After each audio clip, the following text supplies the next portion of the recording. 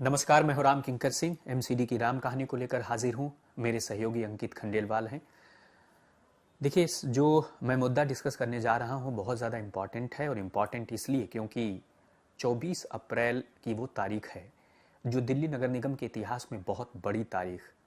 अगर सुनवाई supreme court और हाई कोर्ट में दोनों तरफ हो जाती है और ये मामला नहीं चलता है तो ऐतिहासिक तारीख होगी सुप्रीम कोर्ट में और साथ ही साथ हाई कोर्ट में। आपको बताऊंगा कि इस पूरे मसले में कोर्ट का क्या रुख होता है, कौन कौन से मुद्दे हैं, और आखिर मैं क्यों कह रहा हूं कि ये जो मामला है वह दिल्ली नगर निगम के इतिहास में एक बड़ा माइलस्टोन साबित हो सकता है। याद करिए उस दौर को जब दिल्ली नगर निगम में चुनाव हुए थे, और जैसा आपको बताता हूं मैं हर वीडियो में कि पिछली साल 4 दिसंबर को चुनाव हुआ था, 7 दिसंबर को परिणाम आए थे, और उसके बाद से जब एमसीडी के मेयर का जो इलेक्शन है वो काफ़ी ज़्यादा कम से कम 4 से 6 महीने तक के लिए वो लगातार खिसकता रहा। लेकिन कुल मिलाकर के दिसंबर में चुनाव हुआ था और उसके बाद से 22 और 25 फरवरी के आसपास जो है नई मेयर का चुनाव हुआ था। और ये मामला यूं ही नहीं हुआ, जब ये मामला कोर्ट में चला गया तो साफ तौर पर देखा गया कि किस तरह से जो है लगातार एल्डरमैनों को लेकर के जो स्थिति थी वह बहुत ज़्यादा एक ऐसी सिचुएशन में चली गई थी जहां पर कुछ निर्णय नहीं हो पा रहा था। सुप्रीम कोर्ट ने बाकायदा निर्णय दिया कि एल्डरमैन यानी नॉमिनेटेड पार्षद जो दिल्ली नगर निगम में होता है वह वोट नहीं कर सकता सदन में, जोन के चुनाव में वोट कर सकता है।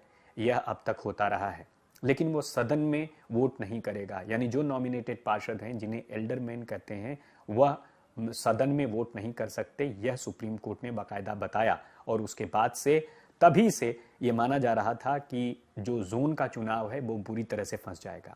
आपको बता दूं कि सुप्रीम कोर्ट एल्डरमैनों के मसले पर सुनवाई करेगा 24 अप्रैल को।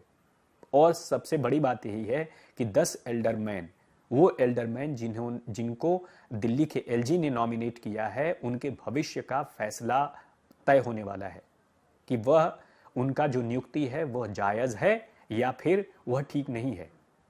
29 मार्च को दरअसल दिल्ली सरकार ने याचिका लगाई और साफ तौर पर कहा कि चुनी हुई सरकार वो है, और चुनी हुई सरकार से पूछा ही नहीं गया, कंसल्ट नहीं किया गया, राय मशवरा नहीं लिया गया, और दिल्ली के एलजी ने नॉमिनेट कर दिया उन एल्डरमैनों को जो बीजेपी से ताल्लुक रखते हैं।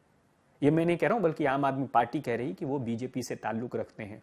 और दूसरी खास बात, एल्डरमैनों की नियुक्ति जायज है नाजायज है ये तो खैर सुप्रीम कोर्ट तय करेगा, लेकिन इतना जरूर है जो अब तक बहस होती आ रही है